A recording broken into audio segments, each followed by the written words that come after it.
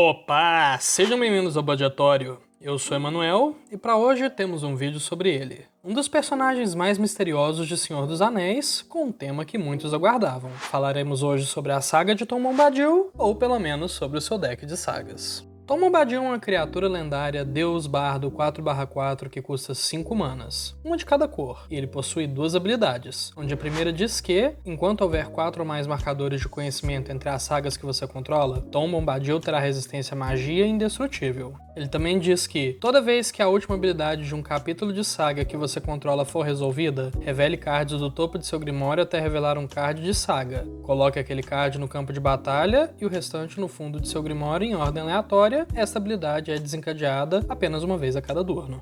Introduzidas em 2018 no set de Dominária, sagas foram um dos novos tipos de encantamentos e, no geral, ganharam o coração do público com seu design divertido e inovador. E apesar disso tudo, demoramos cerca de 5 anos para chegar nesse ponto, onde finalmente temos um comandante completamente viável que consegue utilizar todas as cartas deste tipo. E essa habilidade que permite com que passemos de uma saga para outra, a segunda habilidade do nosso comandante, é exatamente o que esse tipo de deck precisa para manter o gás ao longo do jogo.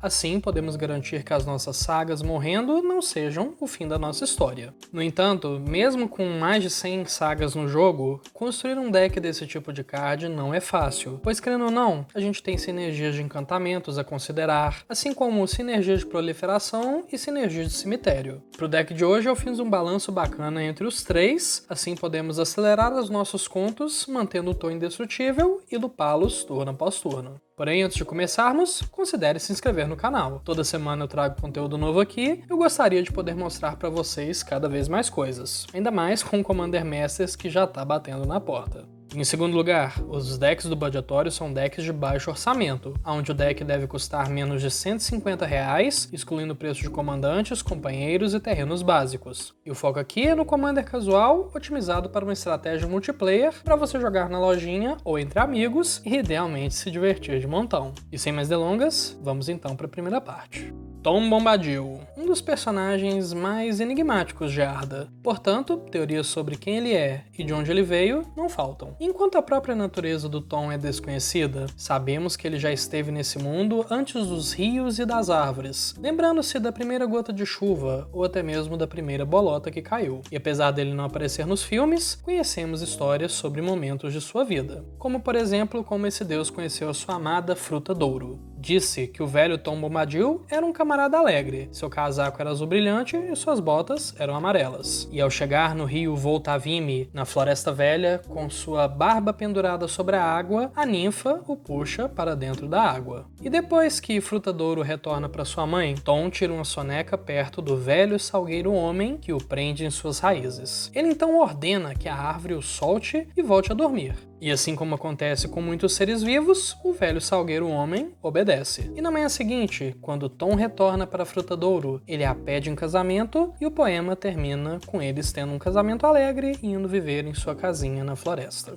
E assim como Tom encontrou o amor da sua vida e foram viver felizes juntos, nós precisamos de um objetivo para alcançar também. E como isso aqui ainda é um deck de Commander, o objetivo com toda certeza é ganhar o jogo utilizando sagas, e começaremos essa jornada acelerando mana. Na curva 1 a gente tem Bijuteria do Viajante, um artefato incolor que se sacrifica para procurar no seu deck e colocar na mesa um terreno básico. O interessante dessa carta é que ela realça as duas coisas que são mais importantes para uma lista de 5 cores, que é a opção de acelerar terrenos para sua mesa, sem depender de uma cor em específico. E seguindo essa linha de colocar terrenos em jogo, a gente tem Crescimento Exuberante, Buscar pela Manhã e Ancião da Tribo Sakura, cartas que buscam um terreno no seu deck e o colocam na mesa, Restauração Êntica, Druida do Florescimento e Crescimento Turbilhonante, que sacrificam um terreno e buscam 2 ou mais terrenos e os colocam na mesa. E também temos Cultivar e Brotar das Cinzas, que procuram 2 ou mais terrenos de uma vez, sem sacrificar nenhum dos quais você já possuía. Agora, voltando na bijuteria, a outra parte importante era acelerar mana com cartas incolores. E para isso a gente usa também a Esfera do Comandante, que corrige mana e pode ser sacrificada para comprar uma carta. Garrafa d'Água Infinita, que deixa as cartas acumularem na sua mão, pois tira o tamanho máximo dela. E Herança Honrada, que serve de Grave Hate também. E para finalizar, não poderiam faltar sagas que acelerem mana aqui também. Inclusive, sagas estão presentes em todos os aspectos do nosso deck deck para ter uma máxima sinergia, como as muitas jornadas de Azusa, que é uma saga que te deixa descer um terreno a mais, Julgan defende o templo, que cria uma ficha que gera mana, e o Tratado da Semente dos Ventos, que procura um terreno básico no seu deck e o coloca em jogo virado. Inclusive, para economizar tempo, eu vou falar só a parte da saga que interessa para a parte do vídeo que eu estou descrevendo. Vale lembrar também que no Magic, compra de cartas é frequentemente associado à obtenção de conhecimento, e se a gente quer mesmo entrar de acordo com o Bombadil, precisamos de algumas formas de compra de cartas que representem o conhecimento que é vindo de suas histórias. Para isso, temos a Traição do Rei Narf, que força todo mundo a triturar cards, e você pode jogar esses cards triturados. Eidolon da Florescência, pois essencialmente este é um deck de encantamentos, e ele vai desencadear até mesmo com as sagas que entram pela habilidade do nosso deus. Lama Enlouquecedora,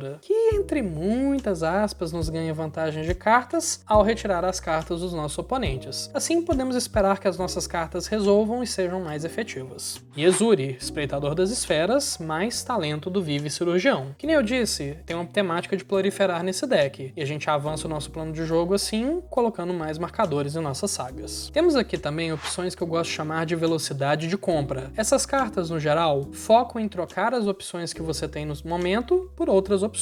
Dessa forma, você pode procurar cartas que você precisa, em vez de ficar acumulando várias cartas que talvez não sejam úteis agora. E nesse deck a gente tem mais cartas desse tipo do que vantagens de cartas, o que é bem tranquilo, já que as sagas por si só provêm vantagens turno após turno. Temos então as Raízes Sedentas, que você pode trocar por um terreno ou pode usar para proliferar, e Plano Polêmico, mais Augúrio Experimental, Progresso Constante e Estratagema de Tezzeret. Todas cartas que também proliferam e se repõem na nossa mão.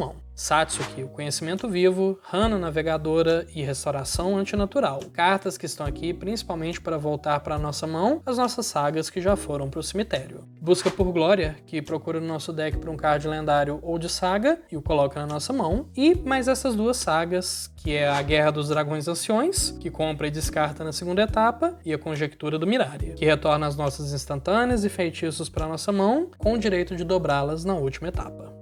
Vamos então para a parte 2 desse vídeo. Falaremos agora sobre o envolvimento de Tom Bombadil na Guerra do Anel. E essa história começa em 26 de setembro de 3018. Merry, Pippin, Sam e Frodo estavam viajando pela Floresta Velha e, assim como aconteceu com Tom, Merry e Pippin são capturados pelo velho Salgueiro Homem. Felizmente, o alegre Tom Bombadil estava procurando por nenúfares para a Fruta Douro naquele momento e salva os hobbits da mesma forma que ele próprio se salvou das raízes da árvore. Eles viajam então para o leste com Tom até a sua casa e ficam lá por 2 noites. E durante este tempo na casa de Tom Bombadil, ele conta aos hobbits muitos contos, canções e poemas e eventualmente ele convence Frodo a lhe contar sobre o Um Anel. Tom então coloca o anel em si mesmo e, para surpresa do hobbit, não desaparece. Em seguida ele tira o anel, joga-o para o alto e o faz desaparecer. E logo de cara isso assusta muito Frodo, porém Tom logo o traz de volta. Mais tarde ainda, Frodo viria colocar o anel, porém Tom chamaria sua atenção, revelando que ele ainda podia ver Frodo enquanto estava invisível para os outros. De certa forma, isso nos diz que Tom tem presença no mundo invisível também, assim como outras criaturas poderosas, como os magos, os Nazgûl, Sauron, etc. E por fim, o deus pede a Frodo que volte a se sentar com seu grupo, dizendo que a sua mão ficaria muito mais bonita enquanto não usasse o anel. E assim como na Terra-média, a mesa de Commander está cheia de perigos que precisam ser lidados, como grandes criaturas inimigas, encantamentos ou até mesmo um velho sagueiro homem. E aqui eu vou mencionar todas as nossas formas de remoção que utilizamos, sejam elas pontuais ou globais. Por ordem de mana, a gente tem Flor da Corrosão, que pode ou proliferar, ou destruir artefatos, ou destruir encantamentos, Afogar em Icor, que dá -4/-4 para a criatura alvo até o fim do turno, e você prolifera. Armadilha de Soro, que devolve a permanente alvo para a mão de seu dono por 2 manas, e se aquela permanente custava menos do que 4, proliferamos. Mito de Nefroy, a nossa fera interior que não dá fichas pro oponente. Comando Quandrix, que ou dá bounce numa criatura, ou anula mágicas de artefato ou encantamentos, ou pode embaralhar um bichão de volta no deck do seu oponente em resposta a alguma coisa de cemitério, ou bufar algo nosso. Aprisionar os Antigos Deuses, que destrói uma permanente alvo não de terreno, acelera mana e dá evasão para o nosso time por um turno. E Elspeth Conquista a Morte, que exila a permanente alvo que o oponente controla que custe 3 ou mais, aumenta o custo de mágicas inimigas e pode até mesmo reanimar uma criatura planinauta.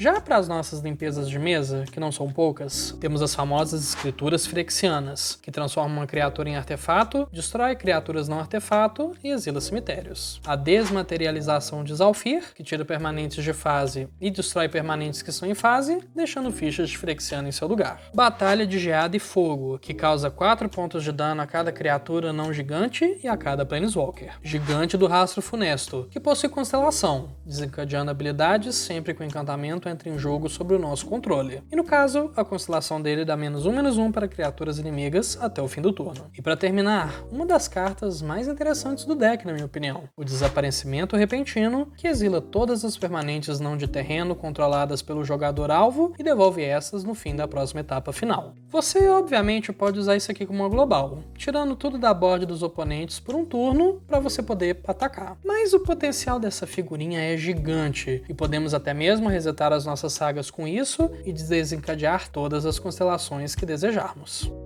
Vamos então para a parte 3 desse vídeo. No dia seguinte, os hobbits partiriam da casa de Tom, mas antes disso, ele lhes ensina uma canção que deveriam cantar caso encontrassem problemas. E dito e feito, pois mais tarde os hobbits são atacados pelas criaturas tumulares, e Frodo canta a canção que traz Tom ao resgate. Ele espanta os espectros com uma música e então liberta os pequeninos. E depois de devolver os pôneis dos hobbits, Tom examina os tesouros guardados dentro do túmulo. De lá ele pega 4 adagas, um para cada um dos hobbits, que serviriam como defesa, e um broche bonito com uma joia azul para sua esposa, que provavelmente já pertenceu à esposa de um príncipe falecido. E dali pra frente, seus caminhos se separam. Tom é mencionado novamente durante o Conselho de Elrond, e o Elfo Nobre nota que talvez Tom devesse estar presente ali. Mas Gandalf, que conhecia a figura, logo responde que Bombadil não teria vindo, e de que era possível que ele não estivesse sequer ciente do conflito como um todo. Pois ao contrário do que os outros acreditavam, não era uma questão de que Bombadil tenha poder sobre o Anel,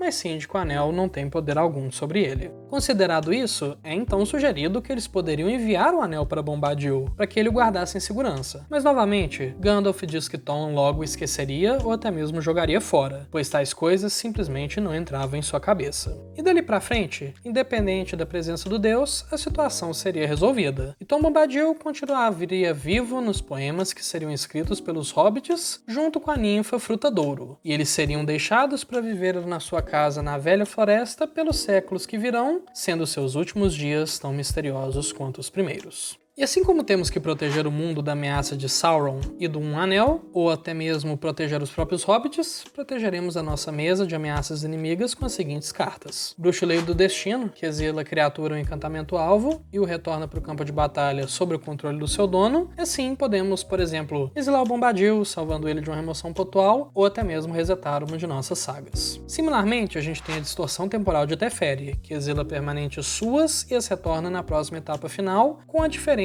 de que se aquela permanente for uma criatura, ela ganha um marcador +1/+1. Confluência dos Mediadores, que tira permanentes de fase, salvando-as, e também pode proliferar ou anular habilidades. Temos também Dança da Vivenda, que retorna encantamentos ou artefatos nossos para o campo de batalha, e se pagarmos mana bastante, eles viram criaturas. Genn, Tecelão Arcano, que sacrifica um encantamento para retornar outro encantamento do seu cemitério para o campo de batalha, e o Ancião Renascido, que reanima uma permanente nossa que morreu. E ao contrário do próprio personagem Tom Bombadil, o nosso Tom irá se envolver com uma guerra sim, aquela a qual declaramos aos nossos oponentes. E aqui eu discuto basicamente o resto das cartas que permitem que isso ocorra, seja por poder bruto ou por sinergias. Temos Reino da Verdade de Mítico, que pode bufar uma criatura nossa ou se tornar uma criatura bem grande. Colibri Tamborilante, que prolifera sempre que causa dano, acelerando as nossas sagas. Tecelão de Harmonia, que bufa o nosso time de criaturas e encantamentos em +1/+1 e pode duplicar habilidades de criaturas e encantamentos. Batalha por Bretagard, que cria várias fichinhas e que duplica nossas fichas na última etapa. Os primeiros jogos Iroanos, que cria fichas, bota marcadores, compra cartas e cria tesouros. Ótima para ficar lupando do seu cemitério. Arconte da Graça do Sol e Dádiva do Historiador. Ambas cartas que transformam sagas em formas de vencer o jogo com um exército de fichas.